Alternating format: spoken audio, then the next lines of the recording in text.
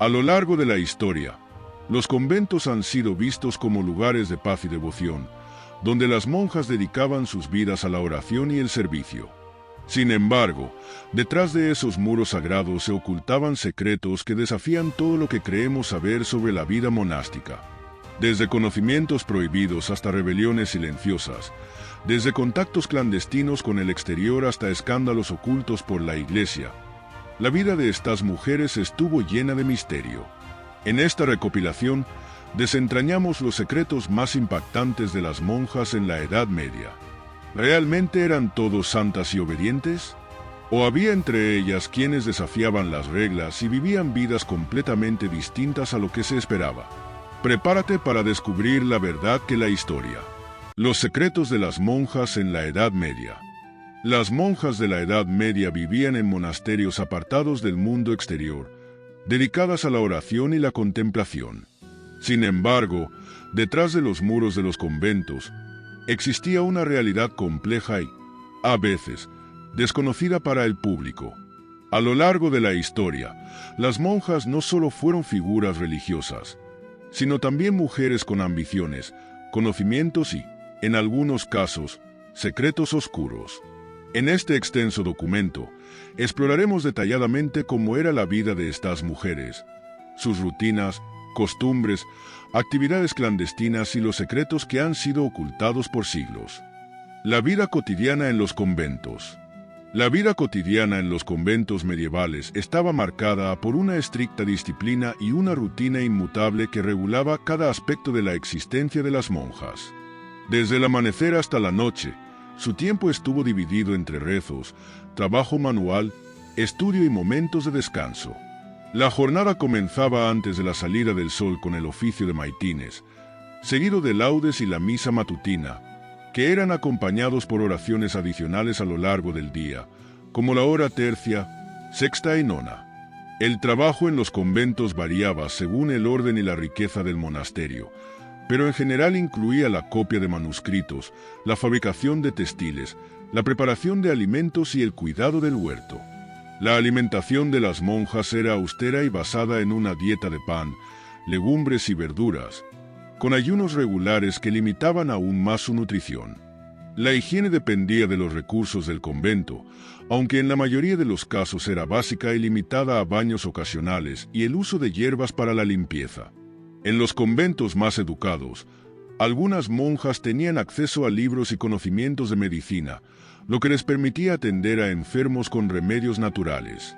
A pesar del aislamiento, las monjas a veces encontraban formas de comunicarse con el exterior, ya fuera a través de correspondencia secreta o visitas limitadas de familiares y benefactores.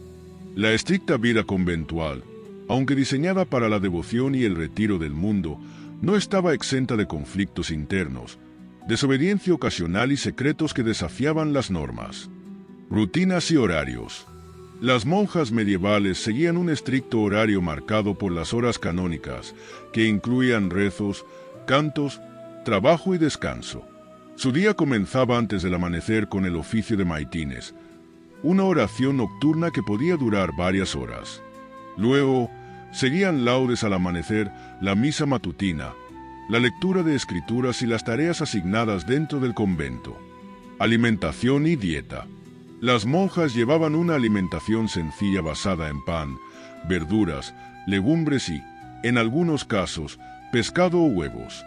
Sin embargo, en muchos conventos se practicaban estrictos ayunos y abstinencias, lo que significaba que en ciertos periodos solo podían comer una vez al día.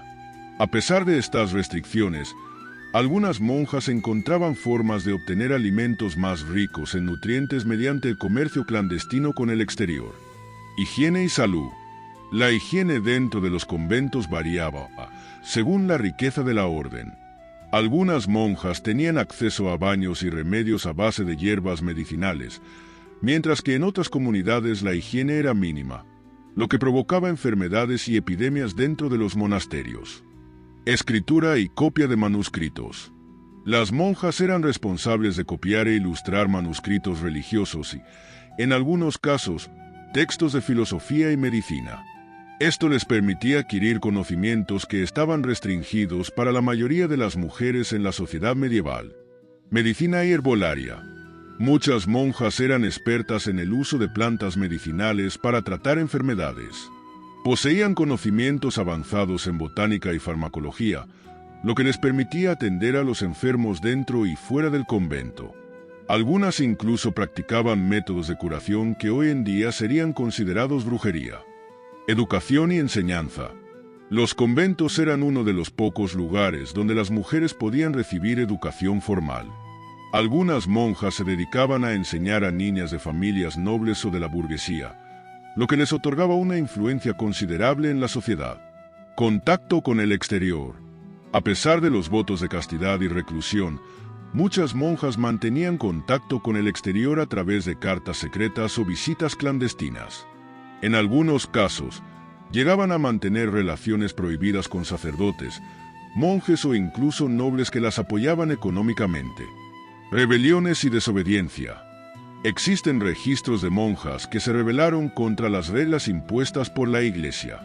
Algunas se negaban a cumplir los votos de pobreza y obediencia, mientras que otras formaban grupos clandestinos dentro de los conventos para desafiar a la autoridad eclesiástica. Experiencias místicas.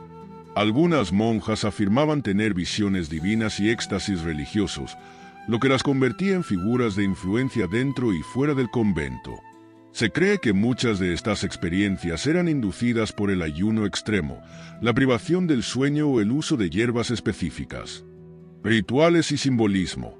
Dentro de algunos conventos, se llevaban a cabo rituales privados que mezclaban la espiritualidad cristiana con creencias más antiguas.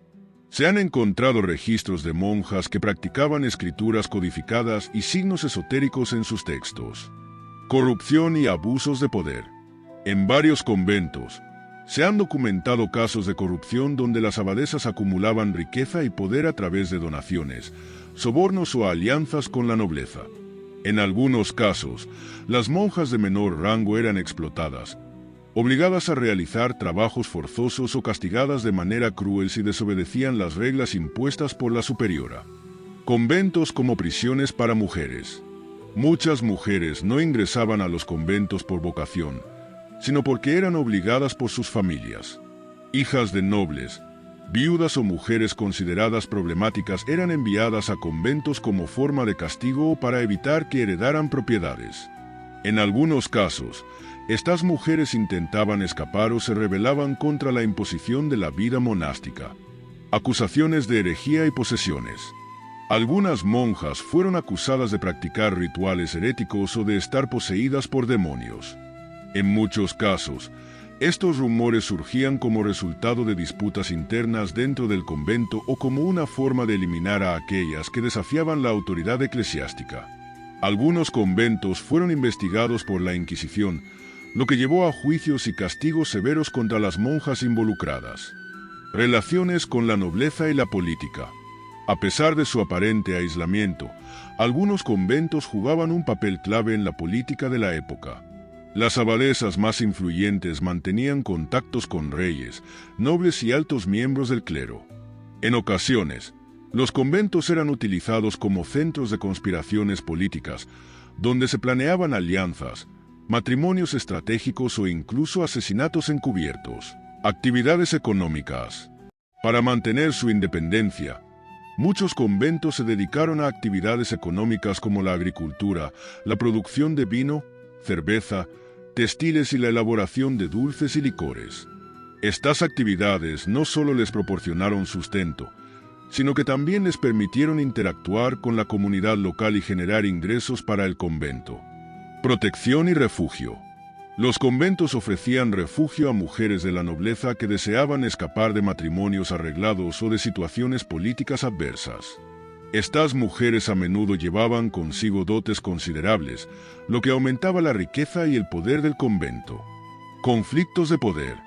Dentro de los conventos, existían jerarquías y rivalidades que podían llevar a conflictos internos. Las luchas por el poder entre las monjas y las abadesas podrían resultar en conspiraciones, sabotajes, en casos extremos, en la excomunión o expulsión de miembros de la comunidad. Reformas y transformaciones. A lo largo de la historia, la percepción y el papel de las monjas han experimentado transformaciones significativas. Los movimientos de reforma dentro de la Iglesia y los cambios sociales han influido en la estructura y las actividades de los conventos, adaptándolos a las necesidades y valores de cada época. En tiempos recientes, ha habido un esfuerzo por recuperar y reconocer la historia de las monjas, especialmente en aspectos que fueron silenciados o malinterpretados. Investigaciones académicas y proyectos de preservación han permitido una comprensión más completa de su papel en la sociedad medieval y su legado cultural. Este análisis ampliado proporciona una visión más completa de la vida de las monjas en la Edad Media, destacando su influencia cultural, económica, educativa y política, así como los desafíos y secretos que enfrentaron en su entorno monástico. El escándalo de Sor Benedetta, la monja más golosa del siglo XVII. ¿Qué pasaría si una figura considerada santa escondiera oscuros secretos? Hoy te contamos la historia de Sor Benedetta Carlini, una monja del siglo XVII cuyo nombre quedó grabado en los anales de la historia, no por sus milagros, sino por uno de los mayores escándalos de la Iglesia. Prepárate para descubrir cómo el poder, la fe y los deseos humanos se entrelazaron en una trama digna de una novela. Inicio de su vida y su ingreso al convento. Benedetta Carlini nació en 1590 en la pequeña localidad de Vellano, en la región de Toscana, Italia. Su familia era de clase media, con una posición lo suficientemente acomodada como para garantizar que Benedetta tuviera una educación religiosa, algo que, en aquella época, era una alternativa prestigiosa para las mujeres que no aspiraban al matrimonio. Desde su infancia, Benedetta mostró una gran sensibilidad espiritual y un profundo interés por la fe.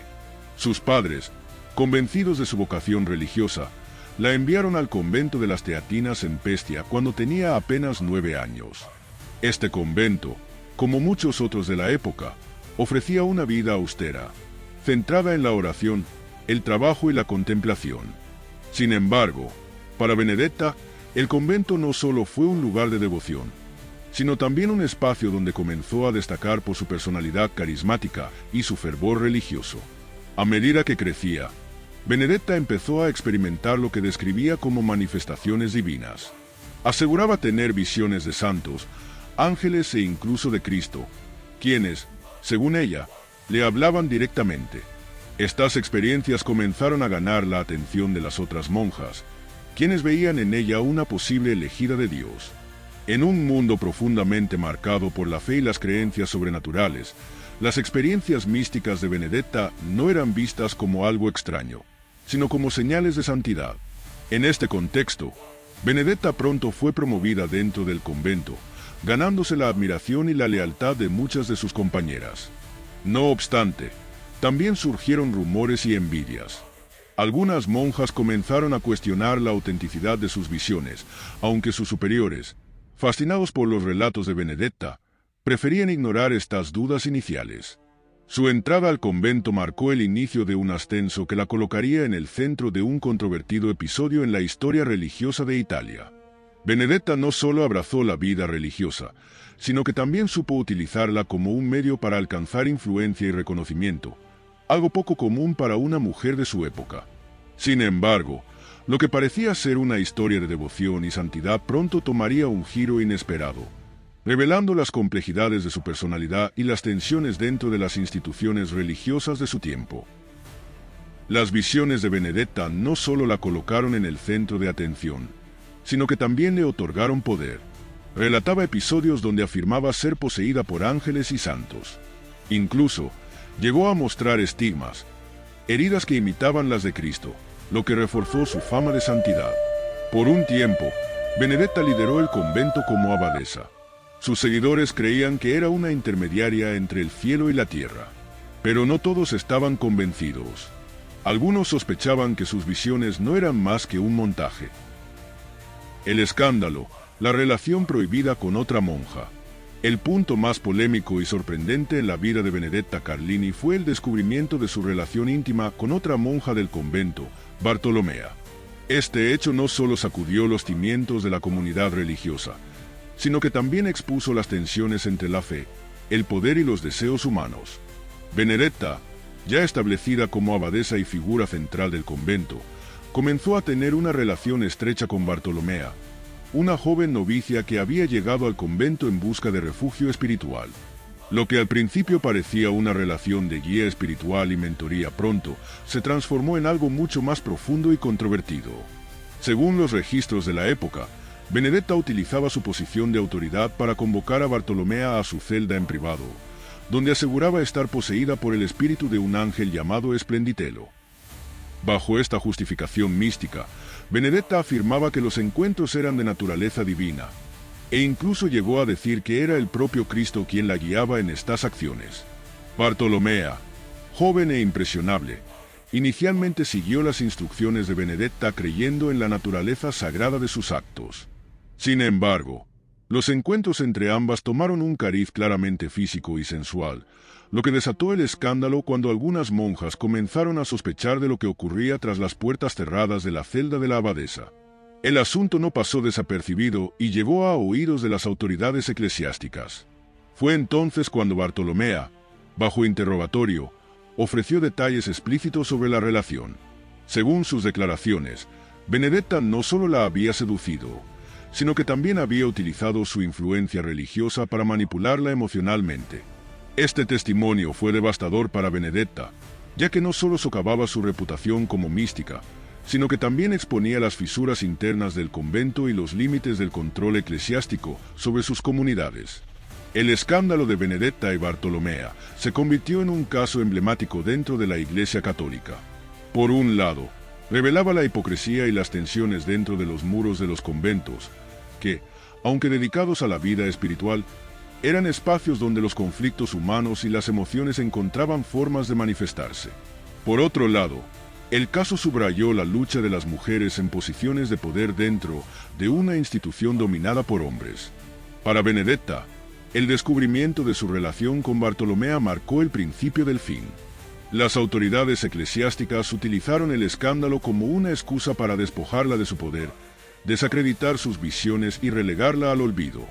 Sin embargo, más allá de la condena religiosa, su historia plantea preguntas sobre la naturaleza del deseo, la manipulación y la complejidad de las relaciones humanas en contextos donde la represión era la norma. El juicio y la caída. Benedetta fue llevada ante un tribunal religioso. Durante el juicio, se determinó que sus visiones eran falsas y que su conducta era inapropiada para una mujer de su posición.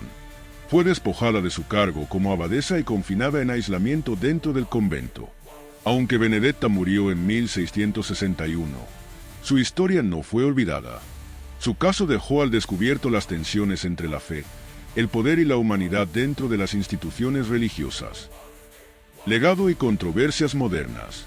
El legado de Benedetta Carlini ha dejado una marca indeleble tanto en la historia de la Iglesia Católica como en la cultura popular. Su vida y escándalos se han convertido en un objeto de estudio fascinante para historiadores, teólogos, feministas y artistas. Aunque para sus contemporáneos fue una figura caída en desgracia, su historia, rescatada de los polvorientos archivos eclesiásticos, ha sido reinterpretada en la actualidad bajo nuevas perspectivas. Uno de los aspectos más debatidos sobre el legado de Benedetta es la interpretación de su papel como abadesa y visionaria. Mientras que los documentos históricos la presentan como una mística que cruzó límites prohibidos, las investigaciones modernas sugieren que podría haber sido una víctima de un sistema patriarcal. Ya sabes, el rollo este sin sentido feminista, que no permitía a las mujeres tener poder sin consecuencias. Sus visiones y su carisma la elevaron a una posición de autoridad poco común para una mujer de su tiempo, pero también atrajeron el escrutinio y la condena de una iglesia preocupada por mantener el control. La relación con Bartolomea, por su parte, sigue siendo un punto de intensa controversia. ¿Fue Benedetta una manipuladora que usó su estatus religioso para sus propios fines? ¿O fue simplemente una mujer que encontró en Bartolomea una conexión emocional y física en un entorno de extrema represión? En este contexto, algunos académicos contemporáneos sugieren que su historia es un reflejo de cómo la Iglesia y la sociedad de la época veían y castigaban la sexualidad femenina, especialmente en mujeres que desafiaban las normas establecidas. En la actualidad, Benedetta también ha sido vista como un símbolo de resistencia. Algunos la consideran una figura protofeminista, una mujer que se atrevió a reclamar su lugar en un mundo dominado por hombres, utilizando las herramientas a su alcance, la fe, el carisma y su capacidad para inspirar a quienes la rodeaban. Otros, en cambio, destacan las ambigüedades morales de su vida, recordándonos que la historia de Benedetta es, en última instancia, una narrativa compleja que desafía los juicios simples. El redescubrimiento de su historia en los siglos XX y XXI ha dado lugar a numerosas obras literarias, investigaciones académicas y, más recientemente, adaptaciones cinematográficas. La película Benedetta, 2021, dirigida por Paul Verhoeven, reavivó el interés por su vida al ofrecer una interpretación provocadora de su historia, lo que generó debates sobre la representación de temas como la fe, la sexualidad y el poder en el cine moderno. Aunque la película toma ciertas licencias artísticas, también puso de relieve las luchas internas de una mujer atrapada entre sus propias creencias y deseos, y las expectativas de un mundo que no estaba preparado para aceptar su complejidad. El caso de Benedetta Carlini también ha llevado a reflexiones más amplias sobre el papel de las mujeres en la Iglesia Católica y el tratamiento de las figuras místicas y visionarias. A pesar de haber sido condenada y olvidada durante siglos, su historia resurgió como un recordatorio de cómo el poder, la religión y la humanidad pueden entrelazarse de formas impredecibles y, a menudo, controvertidas. La historia de Sor Benedetta Carlini nos recuerda que incluso en los lugares más sagrados, los seres humanos son vulnerables a sus propios deseos y ambiciones.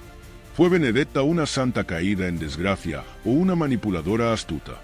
La respuesta depende de quién la cuente. ¿Qué opinas de esta historia? ¿Crees que fue una víctima o una villana? Déjanos tu comentario. Suscríbete para más relatos impactantes y no olvides compartir este video.